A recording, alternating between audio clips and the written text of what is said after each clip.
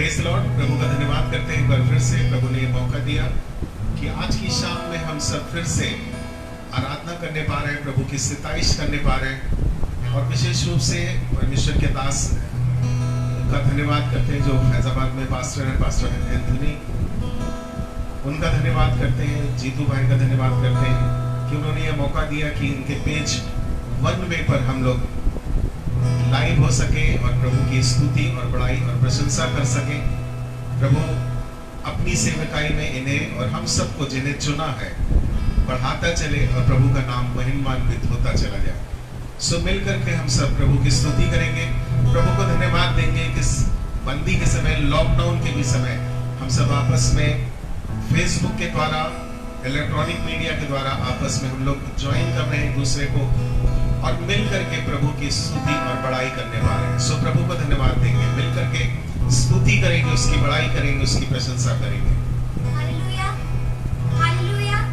धन्यवाद देंगे कि परमेश्वर की आज हम सब आराधना कर रहे हैं, क्योंकि हमारा और आपका परमेश्वर आराधना के और महिमा के योग्य परमेश्वर है। और ऐसे ही दाऊद कह रहा है भजन संहिता 69 और उसके 30 आयत में, मैं गीत गा कर तेरे नाम की स्तुति करूंगा और धन्यवाद करता हुआ तेरी बड़ाई करूंगा। हालेलुया। ये समय है कि हम सब उस परमेश्वर की स्तुति करें, उसकी आराधना करें, उसकी बड़ाई करें, क्योंकि आज हमारा परमेश्वर हमें हर एक समय हमारे साथ रहता है। ये समय है कि हम उसकी आराधना करें, उसकी स्तुति करें, उसकी बड़ाई करें। आज हम जहाँ गए हैं, ये समय है कि हम सब अपने अपने जगहों पे उस परमेश्वर की आराधना करें। हालेलुया। आइए हम सब आराधना करेंगे। भजन करूं मैं, भजन करूं, नाम यीशु का मैं लेता रहूं। भजन करूं मैं, भजन करूं, नाम मसीह का मैं लेता रहूं। लोग जो झूठी बात करे, चारों तरफ बदनाम करे। लोग जो झूठी बात करे, चारों तरफ बदनाम करे। फिर भी मैं उनको क्षमा करूं, फिर भी मैं उनको क्षमा करूं। भजन करूं मैं, भजन करूं, नाम मसीह का मैं लेता रहूं। भजन करूं मैं, भजन करूं, नाम मसीह का मैं लेता रहूं। धन्यवाद करूंगा, उसकी संगति में सदा रहूंगा। साथ चलूंगा मैं, जय जरूर पाऊंगा। साथ चलूंगा मैं, जय जरूर पाऊंगा। प्रभु का धन्यवाद करूंगा। कितना अच्छा है वो, कितना धन्य है वो, यीशु ही मेरे जीवन का साथी। कितना अच्छा है वो, कितना धन्य है वो, यीशु ही मेरे जीवन का साथी। मेरी जरूरतों को पूरी करता है वो, मेरी जरूरतों को पूरी करता है वो। कोई घटी नहीं मुझको, कोई घटी नहीं मुझको। प्रभु का धन्यवाद करूंगा, उसकी सदा रहूंगा। साथ चलूंगा मैं, जय जरूर पाऊंगा। साथ चलूंगा मैं, जय जरूर पाऊंगा। प्रभु का धन्यवाद करूंगा। हालेलुया। लिखा हुआ प्रभु का धन्यवाद करूंगा और उसकी संगति में सदा रहूंगा।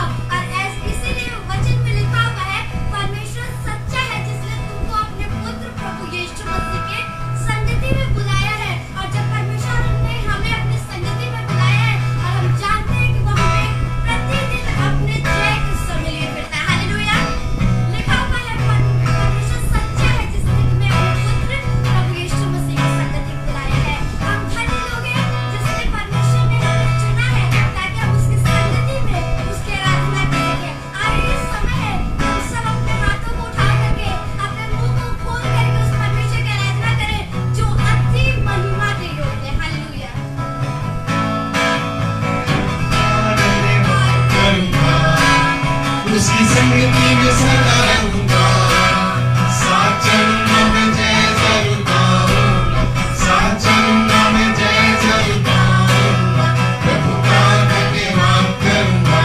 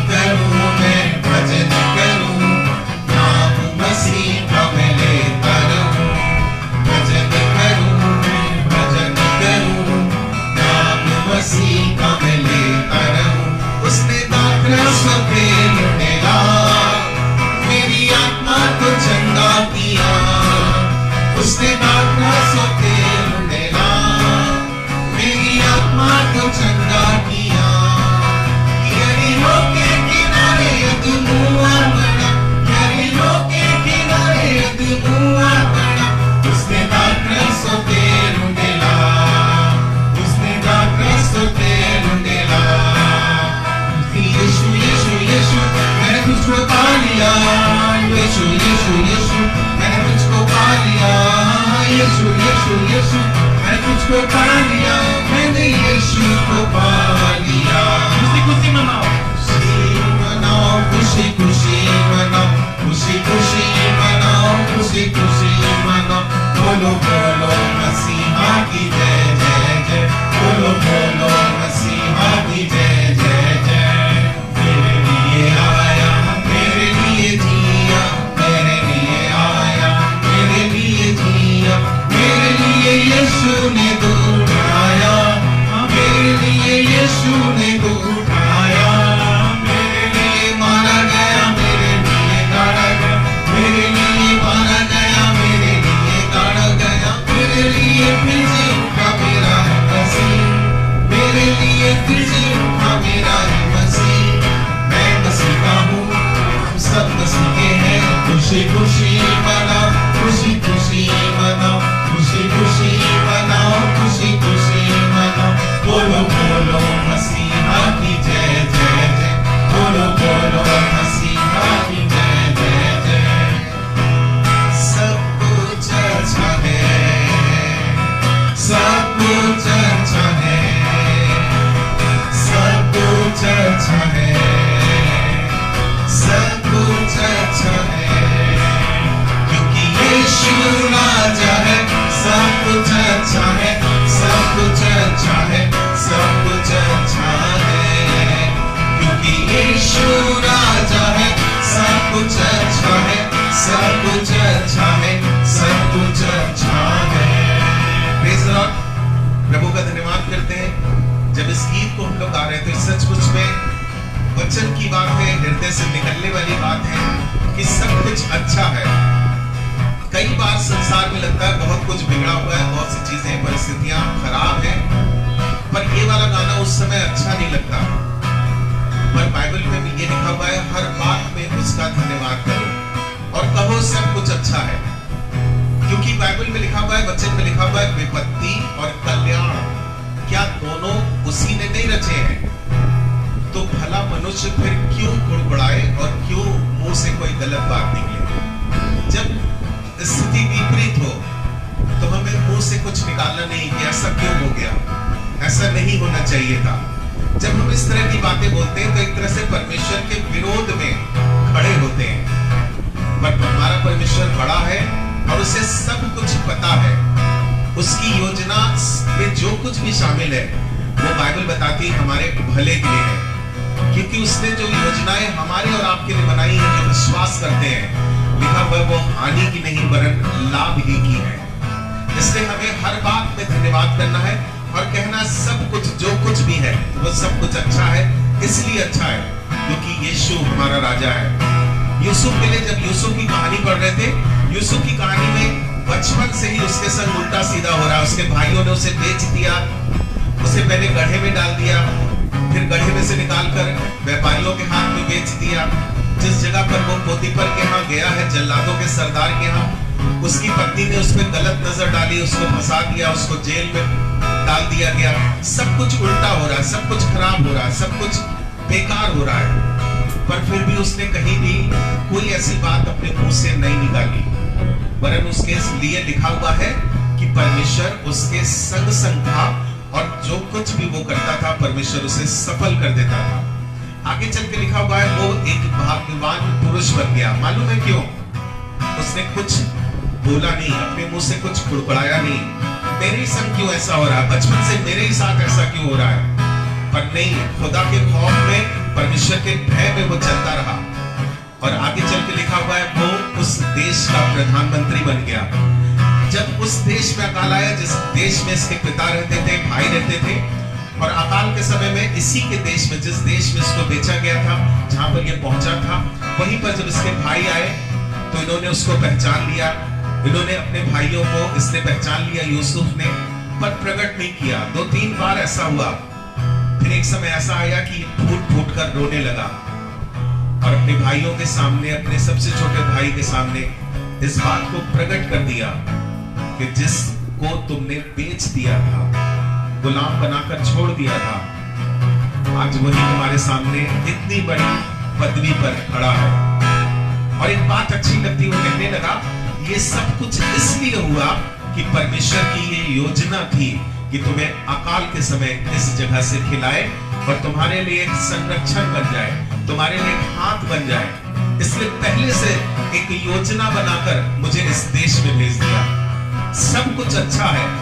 अगर वो ये ना कहता सब कुछ अच्छा है तो शायद कुड़कुड़ा के बड़बड़ा के इस्राएलियों की तरह जंगल में जैसे वो ढेर हो गए, उसके वो भी ढेर हो जाता, अपनी लाइफ में खत्म हो चुका होता, डिप्रेशन में चला जाता।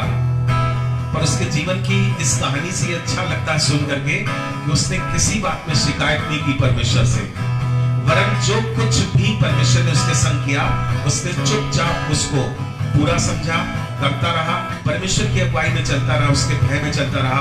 इसलिए आगे उसके लिए लिखा वो एक भाग्यवान पुरुष बन गया। जो कुछ भी वो काम करता था उसमें सफलता मिलती थी।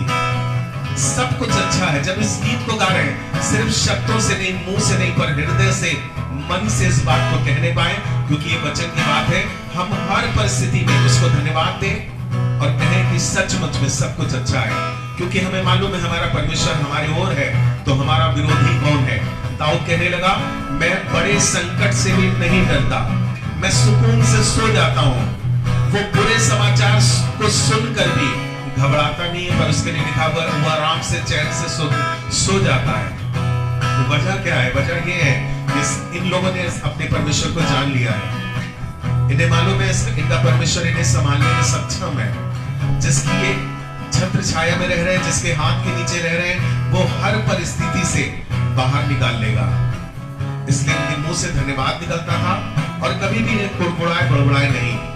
अपने जीवन में हम सबों के भी संग जब ऐसी विपरीत परिस्थितियां आ जाए, बीमारी आ जाए, कोई ऐसी घटना घट जाए, विश्वास जानिए परमेश्वर उसमें से आपको बाहर निकालेगा। सिर्फ एक काम करिए, इस गीत को गाइए, दिल से गाइए और इस बात को अपने मुंह से, मन से, हृदय से कहिए, सब कुछ अच्छा है क्योंकि यीशु राजा है। फिर से मिल करके इस गीत को गाएंगे, सब कुछ अच्छा है, सब कुछ अच्छा है, सब कुछ अच्छा है, सब कुछ अच्छा है, सब कुछ अच्छा है क्योंकि यीशु राजा है। सब कुछ अच्छा है, सब कुछ अच्छा है, सब कुछ अच्छा है क्योंकि यीशु राजा है। सब कुछ अच्छा है, सब कुछ अच्छा है, सब कुछ अच्छा है। संसार की सुंदरता में ये रूप जो तेरा ही, इन चांद सितारों में है अक्स जो तेरा ही। संसार की सुंदरता में ये रूप जो तेरा ही, इन चांद सितारों में है अक्स जो तेरा ही। तेरी बातें हम सबको बताएंगे, यीशु महान अपना ये गीत सुनाएंगे, आवाज उठाएंगे, हम साथ बजाएंगे, यीशु महान अपना ये गीत सुनाएंगे क्योंकि यीशु राजा है। सब कुछ अच्छा है, सब कुछ अच्छा है, सब कुछ अच्छा है क्योंकि यीशु राजा है। सब कुछ अच्छा है, सब कुछ अच्छा है, सब कुछ अच्छा है क्योंकि यीशु राजा है। सब कुछ अच्छा है, सब कुछ अच्छा है, सब कुछ अच्छा है। विश्वास करिए जब प्रभु में आप चल रहे हैं, अपने जीवन को जब आपने प्रभु के हाथ में समर्पित कर दिया है, तो प्रभु आपके संग है, आपके साथ साथ है। उसने कहा मैं न कभी छोड़ूंगा न त्यागूंगा, वरन जगत के अंत तक सदैव तुम्हारे संग रहूंगा। जगत का अंत भले खत्म हो जाए, पर उसकी सदैवता, उसकी उपस्थिति, उसका हाथ आपके ऊपर से कभी ना हटेगा। धन्यवाद करते हैं प्रभु कि आप एक ऐसे सच्चे परमेश्वर हैं जिसने आप सब कुछ अपना निछावर कर दिया। लिखा, जब हम पाप ही में थे तब ठीक समय पर प्रभु यीशु मसीह इस पृथ्वी पर आ गए ताकि हमारे लिए एक बड़ा इंतजाम पूरा कर सके। अब कुछ नहीं, केवल विश्वास करने से हम उस उद्धार को प्राप्त कर सकते हैं। बहुत अच्छा नाम इसका रखा गया है, जो थीम है आज की, वन वे, केवल एक रास्ता, और कोई रास्ता है ही नहीं। उद्धार तो सिर्फ यीशु ही के द्वारा है। किसी से एक बात होने लगी, एक व्यक्ति, और वो कहने लगे सब परमेश्वर हैं, सब परमेश्वर एक ही जैसे हैं, अलग अलग नामों से बस पुकारा जाता है, परमेश्वर तो एक ही है। पर उन्हें इस बात को शायद नहीं पता था कि उद्धार तो सिर्फ यीशु मसीह के ही द्वारा है। सिर्फ एक ही रास्ता है, एक ही नाम है, जिस नाम के आगे लिखा हुआ है सब कुछ एक दिन झुक जाएगा। जब वो अपनी महिमा में आएगा तो हर एक जुबान उसका अंगीकार करेगी और हर एक घुटना झुक जाएगा और कहेगा यही प्रभु है। उस व्यक्ति को जिससे बात हो रही थी उसको ये बताना पड़ा, जब आप दिल्ली जाते हैं तो सिर्फ दिल्ली की ही ट्रेन में बैठते हैं। अलग अलग ट्रेनें होती हैं, कलर सबका शायद एक हो, पर ट्रेन अलग अलग होती है। कोई पंजाब चली जाती, कोई बॉम्बे चली जाती है। पर अगर राजधानी या सेंट्रल में आपको पहुंचना है तो दिल्ली की ही ट्रेन में बैठेंगे। जब दिल्ली में जाना है तो दिल्ली की ही ट्रेन में बैठेंगे। बहुत से लोग हैं, बहुत से धर्म गुरु हैं, पर एक ही रास्ता है, एक ही मार्ग है जिस पर हमें चलना है, और वो मार्ग है सत्य का मार्ग है। और यीशु मसीह स्वयं कहने लगे, मार्ग, सत्य और जीवन मैं ही हूं, बिना मेरे द्वारा और कोई ऐसा रास्ता नहीं जो पिता के पास पहुंचा सके। विश्वास के ही द्वारा उद्धार है, और उद्धार के ही द्वारा हम उस विरासत को जो उसने हमारे लिए रखी है प्राप्त करने पाते हैं। प्रभु आपका धन्यवाद करते हैं कि हम इस पृथ्वी पर रहते हुए हम सबों ने आपके नाम को समझ लिया है, जान लिया है, और आपकी निकटता में दिन प्रतिदिन बढ़ रहे हैं। प्रभु ये प्रार्थना करते हैं कि आपकी निकटता हम सबके संग संग बनी रहे, हमारी निकटता आपके संग बनी रहे, आपके हाथ को पकड़कर हम सब और भी आगे बढ़ने वाले हो सके। तू ही मार्ग है, तू ही सत्य है, तू ही जीवन है मेरे प्रभु।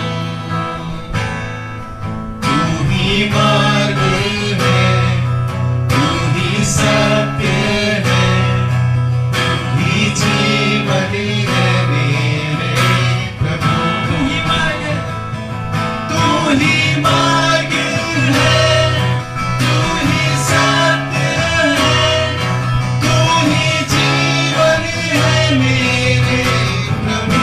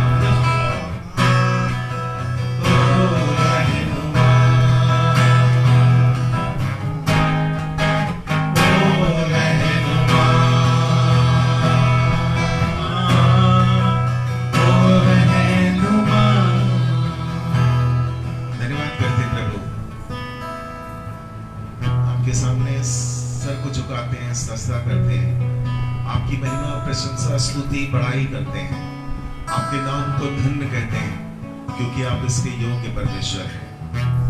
आज के शाम में प्रभु आपने एक बार फिर से मौका दिया है कि वन वे पेज के द्वारा हम सब लाइव हो सक रहे हैं। प्रभु आपकी स्तुति, बड़ाई, प्रशंसा करने पा रहे हैं, और इस इलेक्ट्रॉनिक के माध्यम से, इस फेसबुक के द्वारा बहुत से लोग प्रभु आपके 27 संग में जुड़ के करने पा रहे हैं। प्रभु आज के वचन से भी जो आप बातचीत करना चाहते हैं वो आप बोलने वाले हो सकें, आपकी अगुवाई में हो कि हम सब उसको सुनने वाले, समझने वाले ठहर सकें, और प्रभु जो आपकी इच्छा है वो वचन के द्वारा पूरी हो सके, और हम सब के जीवन में दिन प्रतिदिन आपकी बड़ाई, आपकी प्रशंसा, आपकी अच्छी बातें जो वचन से सुनते हैं, सीखते हैं, बढ़ती चली जाए, ताकि लोग देखकर कह सकें कि इनका प्रभु परमेश्वर इनके संग संग रहता है। प्रभु हम सब अपने आप को आपके हाथ में देते हैं, अगुवाई करिए, मदद करिए, प्रभु यीशु मसीह नासरी के नाम से, आमीन। Praise the Lord. एक बार फिर से धन्यवाद करते हैं आज के इसी शाम में, जबकि परमेश्वर ने हम सबों को ये मौका दिया है कि हम सब एक संग फेसबुक के द्वारा जुड़ सके और परमेश्वर की महिमा कर सके। आज के वचन में चलेंगे जो मिलेगा व्यवस्था विवरण 7 अध्याय और उसकी 9वीं आयत। व्यवस्था विवरण की किताब 7 अध्याय 7 और उसकी 9th वर्स। और आज का जो टॉपिक है वो है विश्वास योग्य। विश्वास योग्य मतलब भरोसा, किसी के ऊपर भरोसा करना, और तब हम कहते हैं कि ये हमारे लिए विश्वास योग्य आदमी है, हम इससे कुछ काम करा सकते हैं, हम इसको कुछ जिम्मेदारियां सौंप सकते हैं, इसको हमने काफी दिन से देखा है, इस पर हमें विश्वास है, वरन विश्वास ही नहीं पर विश्वास योग्य ये एक व्यक्ति है। और आज इसी टॉपिक पर बात करेंगे, और उसके बाद दूसरा जो विषय है, छोटा सा विषय है, वो है विश्वास योग्य बात। अपनी बातें परमेश्वर बिना बताए पूरी नहीं करता, अपनी बातों को प्रकट करता है। जो उसके दास हैं, जो उसके लोग हैं, उन पर अपनी बातों को, अपने वचन को, अपनी इच्छा को प्रकट करता है, और तभी किसी काम को करता है। इसीलिए कुरिन्थियों में लिखा हुआ है, 2 कुरिन्थियों 5-6 अध्याय और उसकी पहली आयत में लिखा हुआ है कि हम जो उसके सहकर्मी हैं, हम ये समझाते हैं कि जो तुम पर अनुग्रह हुआ है उसे व्यर्थ मत जाने दो।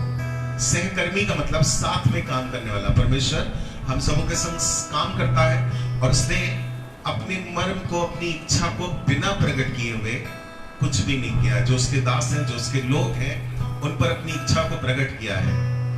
वो हमारे साथ साथ रहता है, वो हमारे संग संग बना रहता है। कई बार हम लोग उसे छोड़ देते हैं, पर वो हमें नहीं छोड़ता। आज का टॉपिक, पहला टॉपिक जो है विश्वास योग्यता, जो व्यवस्था विवरण 7 अध्याय और उसकी 9वीं आयत से पढ़ेंगे। इसलिए जान रख, कह रहा है इसलिए जान रख कि तेरा परमेश्वर यहोवा कि तेरा परमेश्वर यहोवा ही परमेश्वर है। वही परमेश्वर है। इसलिए जान रख कि तेरा परमेश्वर यहोवा ही परमेश्वर है। आगे, यह विश्वास योग्य ईश्वर है। यह विश्वास योग्य, इसमें विश्वास करने से कभी धोखा नहीं मिलेगा।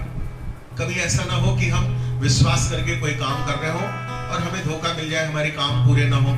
वरन लिखा हुआ है, जितनों ने उसकी ओर मुंह किया वो कभी लज्जित नहीं हुए। एक विश्वास योग्य परमेश्वर है।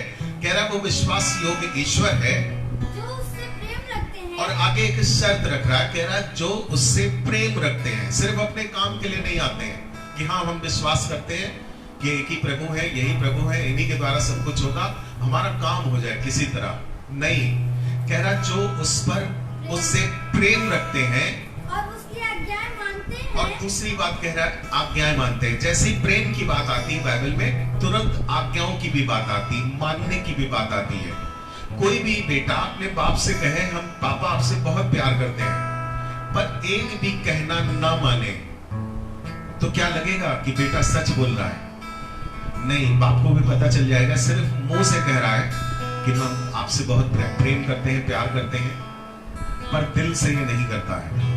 पर लिखा हुआ है जो उसकी आज्ञाओं को भी मानता है। फिर से इसको पढ़ देंगे, जो उससे प्रेम रखता है, जो उससे प्रेम रखते हैं और उसकी आज्ञाएं मानते हैं, और उसकी आज्ञाओं को भी मानते हैं, उनके साथ वह हजार उनके लिए कह रहा है एक आशा, एक प्रॉमिस, एक प्रतिज्ञा कह रहा है, उनके लिए 1000 वर्ष तक अपनी वाचा का पालन करता अपनी वाचा का, अपनी प्रॉमिस का, प्रतिज्ञा का पालन करेगा और उन पर करुणा करता रहता है। और उन पर करुणा, अनुग्रह, दया करता रहता है।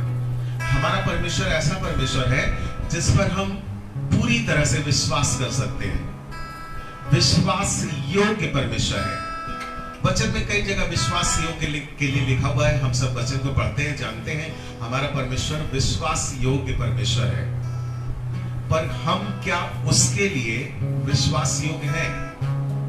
वो हम पर कोई जिम्मेदारी देकर कह सकता है कि ये पर्सन, ये व्यक्ति मेरे लिए खास है, मैं इस पर भरोसा कर सकता हूं, ये मेरे लिए विश्वास योग्य है।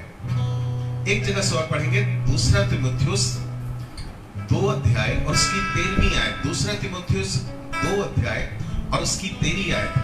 यदि हम विश्वासी भी हो, कह रहा है यदि हम पृथ्वी पर रहते हुए अविश्वासी भी हो जाएं, तो भी वो विश्वास योग्य तो भी वो विश्वास योग्य बना रहता है। इसलिए ताकि हम फिर से पलटकर विश्वास में आ जाएं। कई बार हम अविश्वासी हो जाते हैं, विश्वास योग्यता से बाहर आ जाते हैं, पर परमेश्वर तब भी विश्वास योग्य बना रहता है। ये वाली बात बहुत अच्छी लगी जो मिलेगा 2 तीमुथियुस 2:13 जो पढ़ी जा रही है।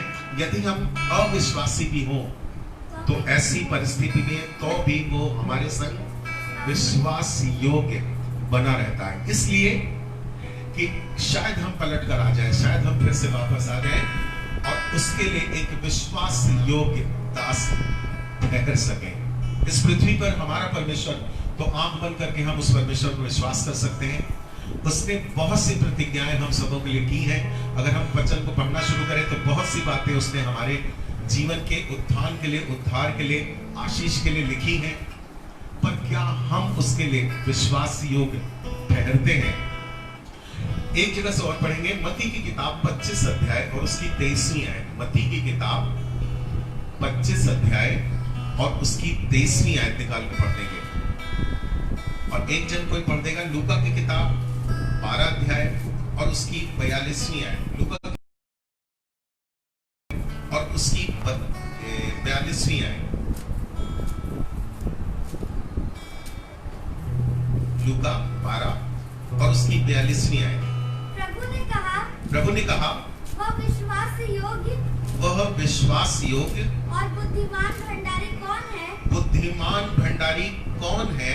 जिसका स्वामी उसे नौकर चाकरों पर सरदार ठहराए। जिसका स्वामी उसे नौकर चाकर पर सरदार ठहराए कि उन्हें समय पर भोजन सामग्री दे। कि उन्हें समय पर सारी चीजें मुहैया कराए, भोजन सामग्री ठहराए दे। कौन ऐसा विश्वास योग्य दास है? पूछ रहा कौन ऐसा विश्वास योग्य दास है जो अपने स्वामी के लिए जैसा उसने काम ठहराया वैसा ही करता पाए, जब वो आए तो वैसे ही काम करता हुआ पाए। कौन ऐसा विश्वास योग्य दास है? और एक जगह से और पढ़ेंगे, मत्ती की किताब और उसकी 25वीं आयत की 23वीं वर्ष से।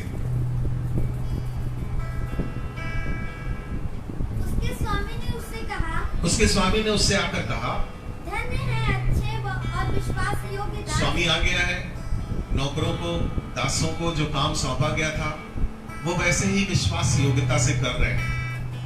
और स्वामी कहने लगा, पढ़ देंगे 25वीं आयत 23वीं आयत।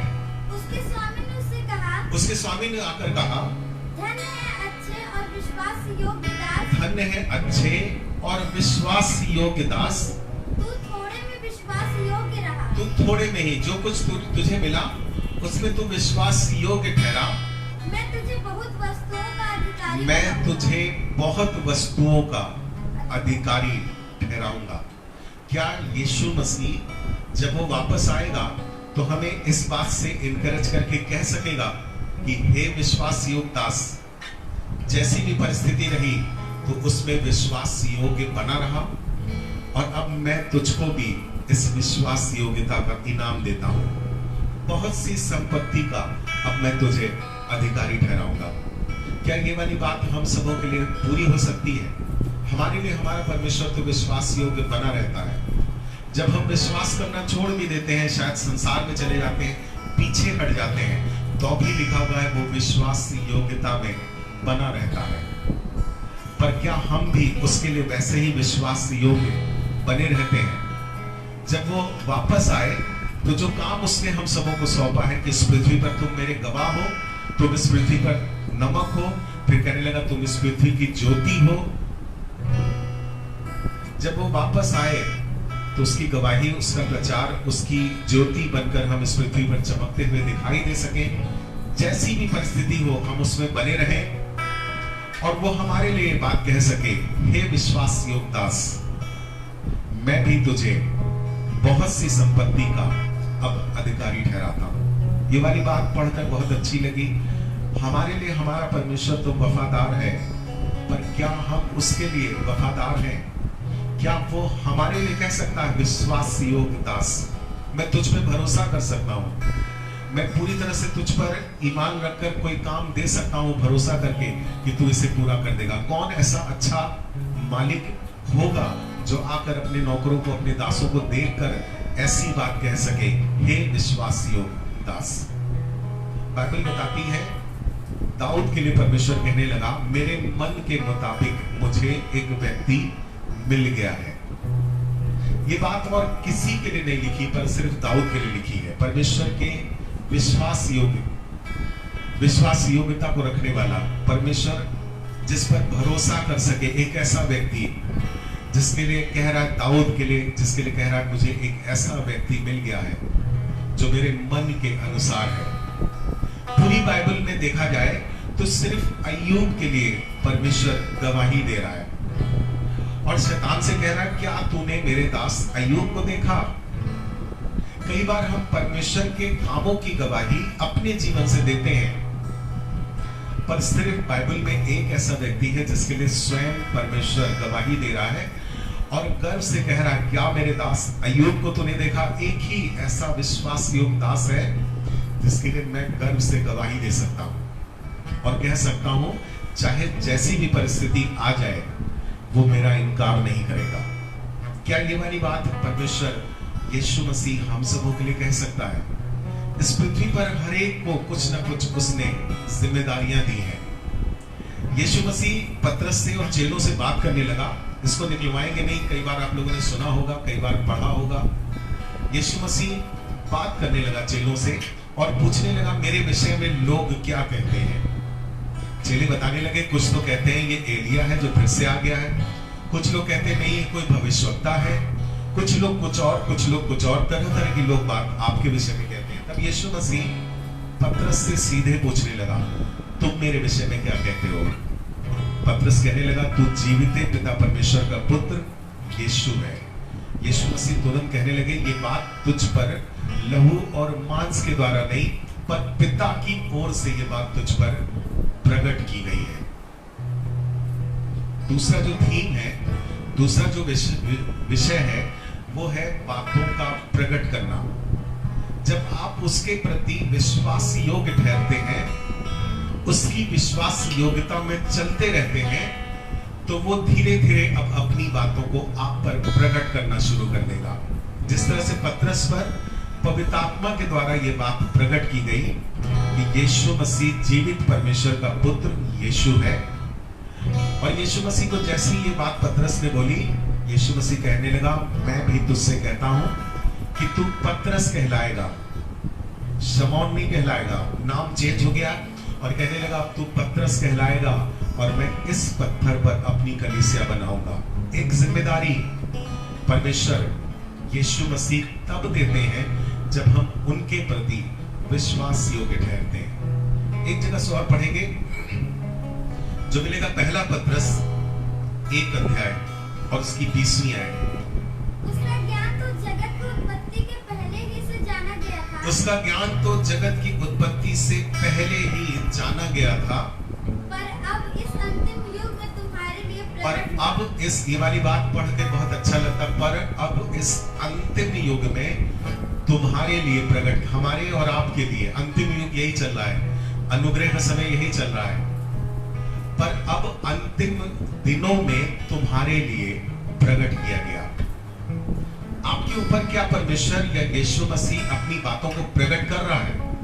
जब हम उसके संग संग चलना शुरू कर देते हैं, उसके विश्वास योग्य दास कहलाने लगते हैं, तो वो अपनी बातों को हम पर प्रकट करने लगता है।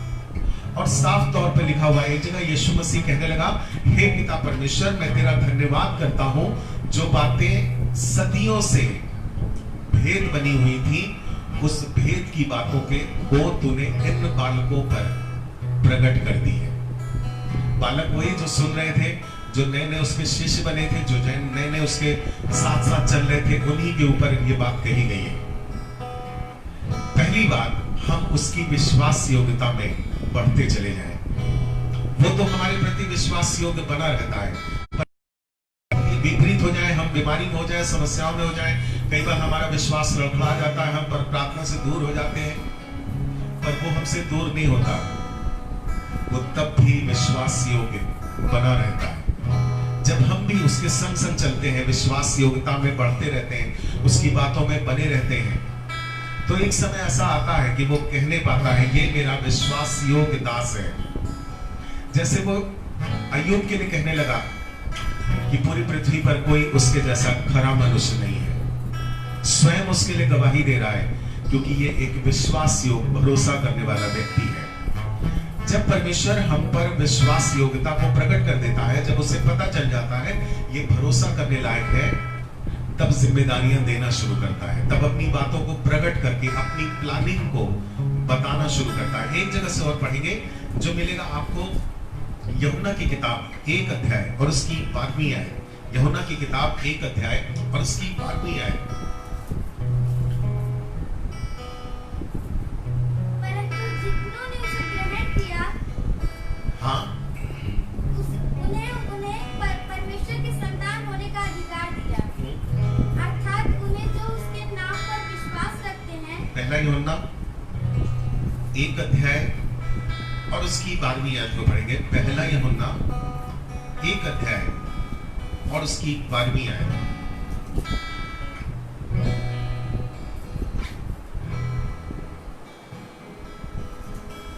लिखा, उस जीवन के वचन में जो आदि से था, जिसे हमने सुना और उसे अपनी आंखों से देखा, उसे छुआ भी, ये जीवन प्रकट हुआ और हमने उसे देखा, उसकी गवाही देते हैं और तुम्हें उस अनंत जीवन का समाचार देते हैं, जो पिता के साथ था और हम पर प्रकट हुआ। इस अंतिम युग में ये बातें जो अभी तक आप सुन रहे थे, धीरे धीरे परमेश्वर प्रकट करना शुरू करेगा, अपनी इच्छा को, अपनी मनसा को आपके ऊपर प्रकट करना शुरू करेगा।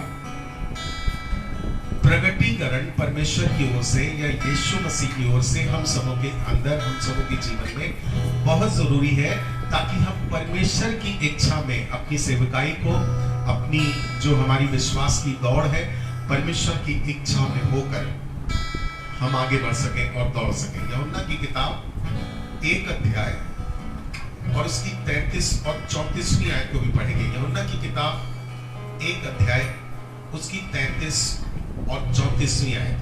मैं तो उसे पहचानता नहीं था।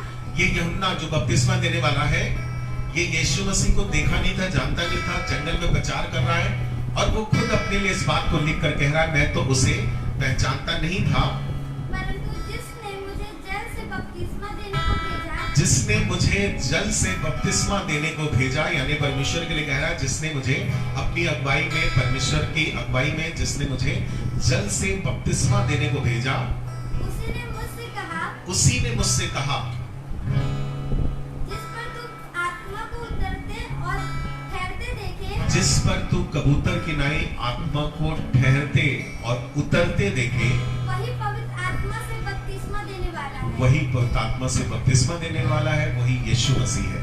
और तभी यूहन्ना कहने लगा, देखो ये वो मेमना है जो जगत का पाप उठा ले जाता है।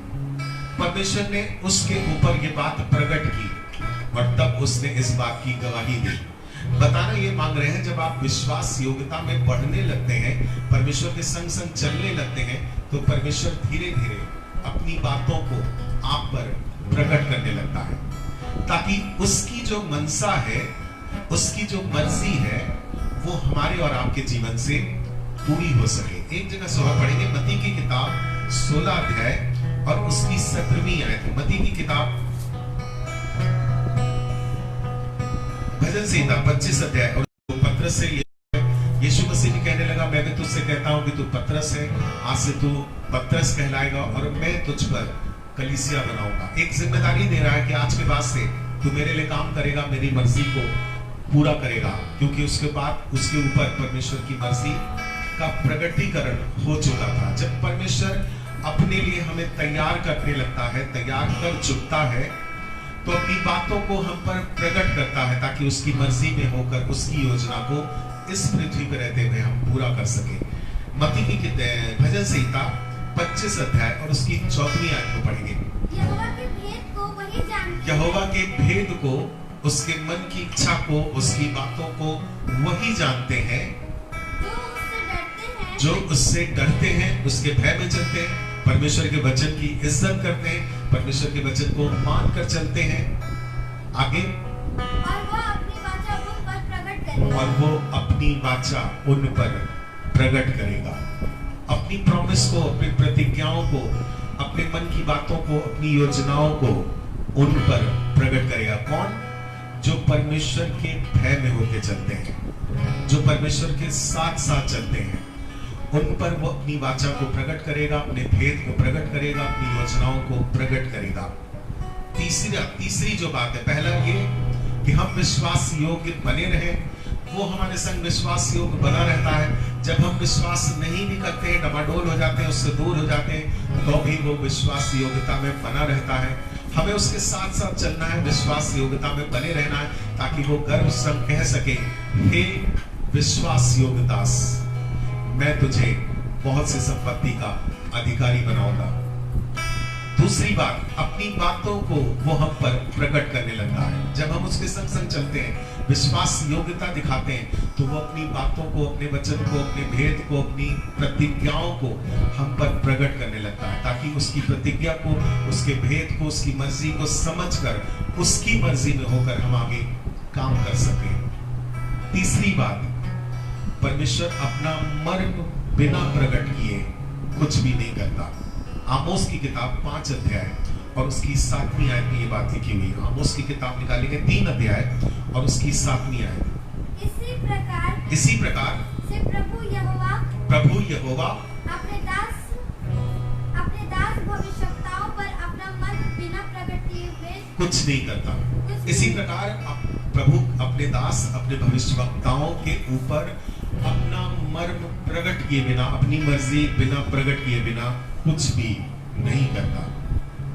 अगर उसने अपना बना लिया है आपको, आपने उसको अपना बना लिया है, तो वो अपनी इच्छा को प्रकट करेगा। सैमुएल के बारे में सबको पता है, बहुत बच्चा था, छोटा सा था, उसको पता भी नहीं था कि यीशु परमेश्वर किस तरह से बात करता है।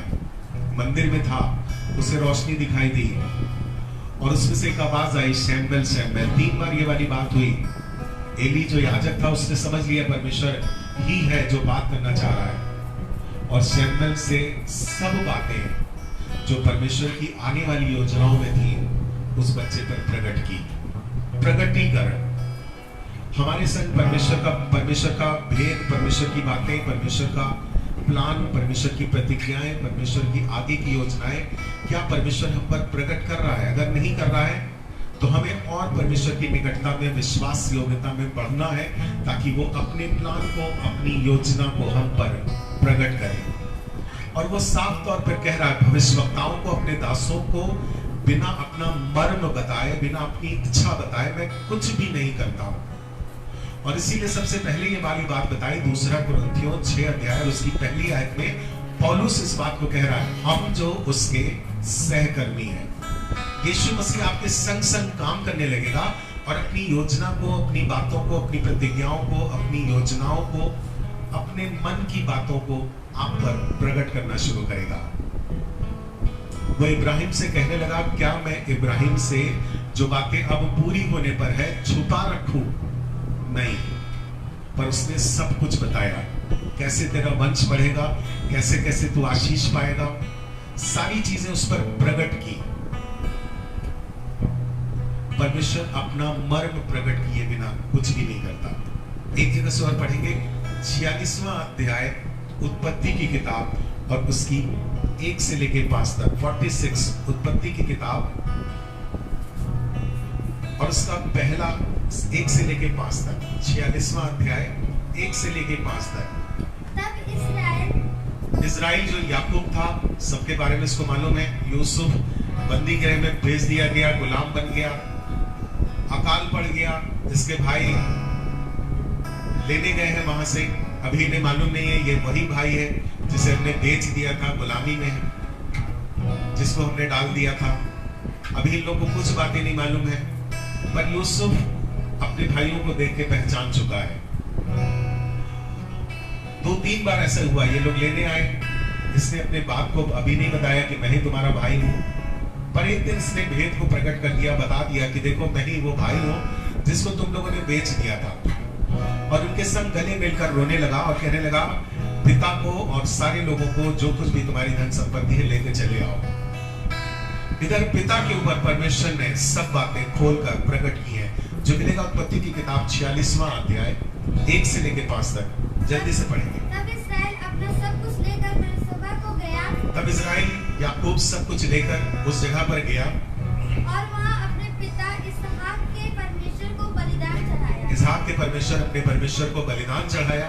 तब परमेश्वर ने इस्राएल से रात को दर्शन में तब लिखा हुआ है, रात को दर्शन देकर अपनी मर्जी, अपना मर्म, अपनी मन की बातें परमेश्वर ने दर्शन देकर इसको बताई। हे याकूब, हे याकूब, हे याकूब, हे याकूब। उसने कहा, हाँ, क्या आज्ञा? क्या आज्ञा? उसने कहा, मैं परमेश्वर हूँ, हाँ, तेरे पिता का परमेश्वर हूँ। तेरे पिता का परमेश्वर हूँ। तू मिस्र में जाने से मत डर। जिस जगह तुम्हें भेजा जा रहा है, मैं भेज रहा हूँ। जिस जगह तू जा रहा है, जहाँ तैयारी कर रहा है, जाने से मत डर। क्योंकि मैं तुझसे वहाँ एक बड़ी जाति बनाऊंगा। मैं तुझसे एक बड़ी जाति बनाऊंगा, बड़ा काम कराऊंगा, लोग फैल जाए, तेरे वंश के लोग फैल जाएंगे। तमाम बातें इसको आगे चल के पढ़ सकते हैं, 1 से लेके 5 तक इसमें बातें दी गई हैं। सारी बातें, सारा मर्म, सारी इच्छा, सारी आगे की प्लानिंग प्रकट कर रहा है, बता रहा है दर्शन के द्वारा।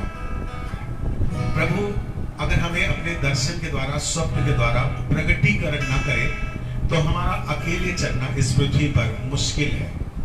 पर हम कोशिश ये करें कि परमेश्वर हमारे संग संग चले।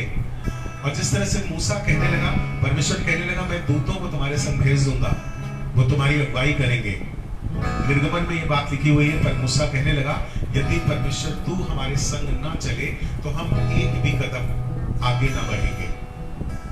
परमेश्वर की उपस्थिति आपके संग हो, आप प्रभु के विश्वास योग्य दास ठहरे, ताकि आपके ऊपर अपनी बातों को वो प्रकट कर सके। और तीसरी बात, बिना मर्म प्रकट किए, बाइबल बता रही है, वो कुछ भी नहीं करता। इसका मतलब आपको संग में लेकर प्रभु काम करना चाहता है, अपनी योजनाओं को आपसे बताकर, आपसे पूरी तरह से सहमति लेकर, सहमति में बनाकर तब उन कामों को आपके संग करना चाहता है। इसीलिए कह रहा है 2 कुरिन्थियों 6 अध्याय उसकी पहली आयत में, हम जो उसके सहकर्मी हैं, हम ये तुम्हें समझाते हैं कि जो तुम पर अनुग्रह हुआ है इसे व्यर्थ मत जाने दो। पर ये अनुग्रह के समय में हम प्रभु के पास आ सके, विश्वास योग्य दास बन सके, ताकि वो अपनी बातों को हम पर प्रकट कर सके। और उसने खुद भी कहा, मैं अपना मर्म बिना प्रकट किए कुछ ना करूंगा। जो भी प्रभु के दास रहे, उन सब से अपनी बातों को परमेश्वर ने बताया है कि मैं ऐसा करूंगा, मैं ऐसा करने पर हूं। आज भी वही परमेश्वर जीवित परमेश्वर है और अपनी वाचा को हम पर प्रकट करता है। हम उसके संग संग चले, उसकी बातों को समझ कर चले, उसकी मर्जी क्या है ये समझ कर चलते, और इस पृथ्वी पर उसकी मर्जी हमारे और आपके द्वारा पूरी हो सके। जिस तरह से हम लोग प्रार्थना करते हैं, जिस तरह से हम सब, हे हमारे पिता तू जो स्वर्ग में, जब प्रार्थना बोलते हैं तो कहते हैं, जैसे तेरी मर्जी स्वर्ग में पूरी होती है, वैसे ही पृथ्वी पर भी पूरी हो। हम एक अच्छे विश्वास योग्य दास बन सके, ताकि उसका प्रकटीकरण हमारे ऊपर हो सके और हम उसके मर्म में, उसकी योजना में, उसकी प्रतिज्ञा में पूरे पूरे खरे उतर सके।